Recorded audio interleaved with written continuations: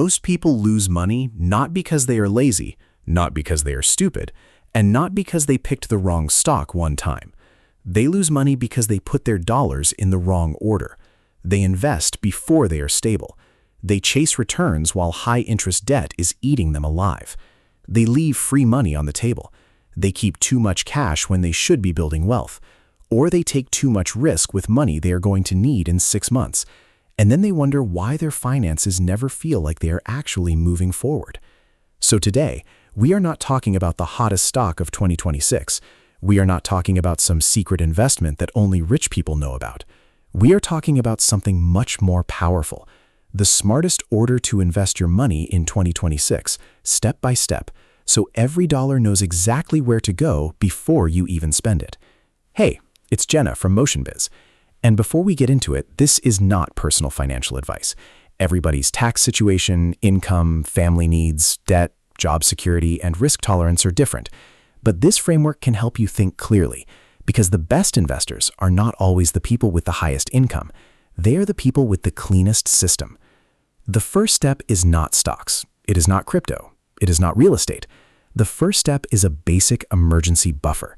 And I know that sounds boring, but boring is exactly what protects you from disaster. If you have no cash cushion, every small problem becomes a financial attack. A flat tire becomes credit card debt. A dental bill becomes panic. A missed paycheck becomes a crisis. And when you are forced to react, you usually make expensive decisions. So before you invest aggressively, build a starter emergency fund. For many people, that means at least 1 month of essential expenses in a safe, liquid place, like a high-yield savings account or money market account. This is not money you are trying to grow fast. This is money that keeps you from being dragged backward. Cash is not there to make you rich. Cash is there to keep life from pushing you into debt. Once you have that small shield in place, step 2 is destroying toxic debt. Not every debt is the same. A reasonable mortgage is not the same as a credit card charging you 25%. A manageable student loan is not the same as payday debt. Toxic debt is debt with an interest rate so high that it is basically working against you every single day. And here is the hard truth. If you are paying 22% on a credit card, investing in the market while ignoring that debt is like trying to fill a bucket with water while there is a giant hole in the bottom.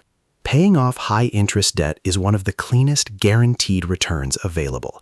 You do not need to predict the market. You do not need to find the next big company. You simply remove a guaranteed loss. If your credit card is charging you 24%, eliminating that balance is like escaping a 24% drain.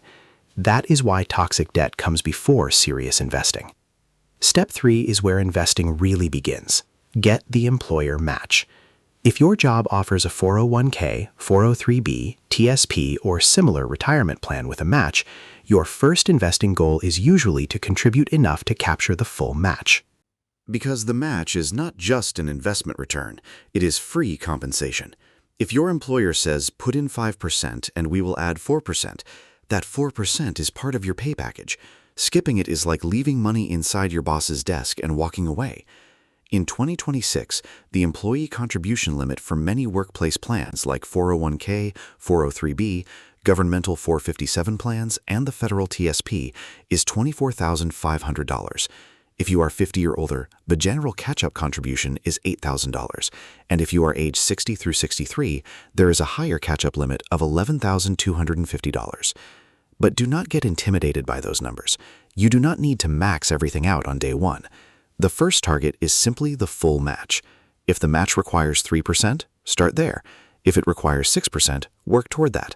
If you cannot do it immediately, increase your contribution by 1% every few months until you reach it. Step 4 is building a full emergency fund. Your starter fund keeps you from panic. Your full emergency fund gives you real stability. For many people, that means 3 to 6 months of essential expenses. Essential means the basics: rent or mortgage, food, utilities, insurance, transportation, minimum payments, and the things you truly need to survive. If your job is stable, your expenses are low, and you have no dependents, 3 months may be enough. If your income changes month to month, if you have kids, if you work in an unstable field, or if one emergency could hit your whole household at once, 6 months or more may make sense. This money does not belong in risky assets. It should not be in a stock that might drop 30% right when you need it. The whole purpose is to stop emergencies from forcing you to sell investments at the worst possible time. Step 5 is the IRA decision. After the match and emergency fund are handled, an IRA can be one of the most useful retirement tools. In 2026, the IRA contribution limit is $7,500. If you are 50 or older, the catch-up contribution is $1,100, bringing the total to $8,600. The main question is Roth or traditional. With a Roth IRA, you contribute money after taxes, but qualified withdrawals later can be tax-free. With a traditional IRA, you may get a deduction now, depending on your income and workplace retirement coverage, but withdrawals later are generally taxable. A simple way to think about it is this. If your tax rate is low today and you expect it to be higher later, Roth can be attractive. If your tax rate is high today and you need the deduction now, traditional may make more sense. But there are income limits and phase-outs, so you always need to check your exact situation. Step 6 is the HSA, if you qualify. This is one of the most underrated accounts in personal finance. An HSA, or health savings account, is available only if you have a qualifying high-deductible health plan. But when you qualify, it has a rare triple tax advantage. Money can go in with tax benefits, grow tax-free, and come out tax-free when used for qualified medical expenses. In 2026, the HSA contribution limit is $4,400 for self-only coverage and $8,750 for family coverage. If you are 55 or older, there is also a $1,000 catch-up contribution. But do not choose a health plan just because the account sounds good. If a high-deductible plan is bad for your health situation, the tax advantage may not be worth it. But if you already qualify and you can afford to invest the HSA money instead of spending it immediately, it can become a powerful long-term wealth tool. Step 7 is going back to your workplace retirement plan and increasing contributions beyond the match. This is where wealth starts becoming automatic. The match was the first goal. Now the goal is to raise your savings rate over time. You do not need to jump from 6% to 20% overnight. You can increase your contribution by 1% every quarter or every time you get a raise. The key is automation. If the money moves before you see it, you learn to live without it. If you wait until the end of the month to invest whatever is left, there is usually nothing left. This is also where your investments should be simple and diversified. For most long-term investors, low-cost index funds are usually more reliable than trying to guess which individual company will dominate the next decade. That might mean a broad U.S. stock market fund, an international fund, and maybe bonds, depending on your age, risk tolerance, and timeline. The point is not to make your retirement account exciting. The point is to make it consistent. Step 8 is the taxable brokerage account. A lot of people want to start here because it feels flexible and grown-up, and it is flexible. A taxable brokerage account does not have the same contribution limits as a retirement account. You can invest money for early retirement, future business plans, long-term wealth, a house, or any goal that does not fit neatly inside a retirement account. But the reason it usually comes after tax-advantaged accounts is simple: taxes. Dividends, interest, and capital gains can create taxable events. That does not make brokerage accounts bad, it just means they are usually the next layer after you have taken advantage of the strongest retirement and tax-advantaged options available to you. Inside the brokerage account, the same rule applies. Keep the core boring. The internet wants you to believe wealth comes from dramatic moves, but for many people, wealth comes from buying diversified funds consistently while everyone else keeps switching strategies every 3 weeks. Step 9 is investing based on goals and timelines.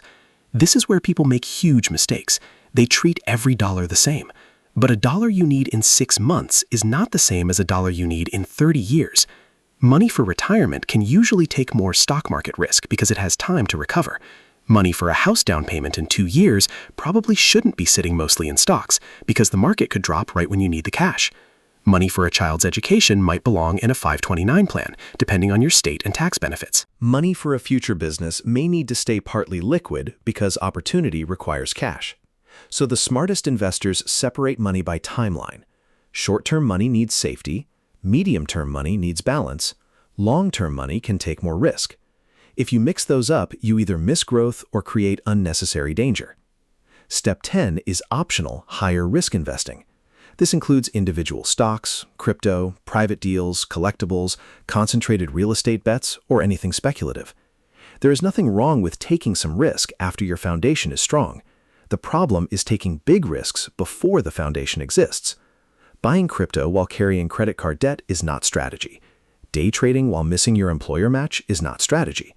Putting your entire savings into one stock while having no emergency fund is not confidence, it is fragility. If you want to take higher risk bets, make them small enough that being wrong does not destroy your life. A 5% speculative slice is very different from betting your entire future on one idea. The goal is upside without ruin. Step 11 is protecting the wealth you are building. This part is not exciting, but it matters. Insurance matters. Estate planning matters. Account security matters. Beneficiary forms matter. Tax planning matters. If you have people depending on your income, life insurance may matter. If you own assets, a will or estate plan may matter. If your retirement accounts still list the wrong beneficiary from 10 years ago, that matters. If your accounts do not have strong passwords and two-factor authentication, that matters. Building wealth is not just about making money, it is about not losing money through chaos, mistakes, lawsuits, fraud, or poor planning. Step 12 is investing in your income. At some point, the best investment is not another fund, it is your ability to earn more. There is a limit to how much you can cut from your budget, but there may be much more room to grow your income.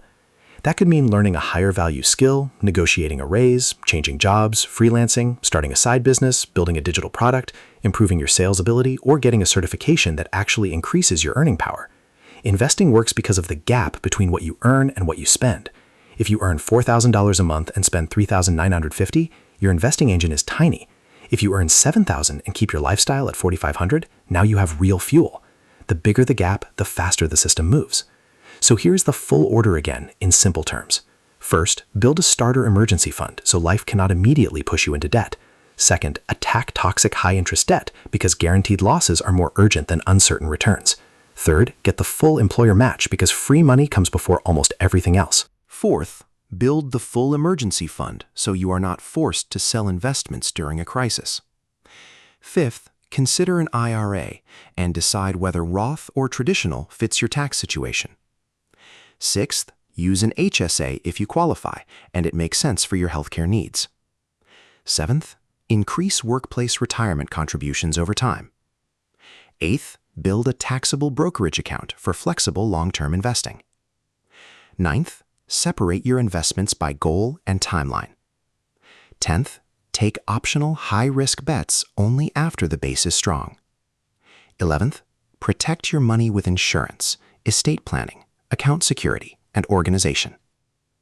12th, invest in your income so the whole system gets more powerful. This order matters because it stops you from doing the right things in the wrong sequence. Investing is good, but investing while drowning in credit card debt is unstable. Saving cash is good, but holding too much cash for decades can quietly destroy your purchasing power. Taking risk is good, but taking risk with rent money is reckless. The smartest investors in 2026 are not the people yelling the loudest online. They are the people who know exactly where their next dollar goes. They do not wake up every month and improvise. They have a system. They know which debt gets attacked. They know which account gets funded. They know which money stays safe. They know which money gets invested for decades. They know when to be boring and when they can afford to be aggressive. That is how ordinary income turns into real wealth. Not with one perfect stock, not with panic, not with hype, but with order. $1 at a time. A little more stability, a little more debt, a little more invested, a little more automated, a little more protected, a little more income. And then, after years of doing the simple things in the right order, your money starts to feel different. Emergencies stop feeling like disasters. Retirement stops feeling imaginary. Your accounts start growing while you sleep. Your choices get wider. Your stress gets lower. That is the real goal of investing. Not just to look rich, not just to say you own assets. The goal is control. Control over your time, control over your choices, control over your future. So before you ask, what should I buy in 2026? Ask the better question. What is the smartest place for my next dollar? Answer that question correctly over and over again, and you will already be ahead of most people. This is Jenna from Motion Biz. Keep your money in the right order, and the results will start to take care of themselves.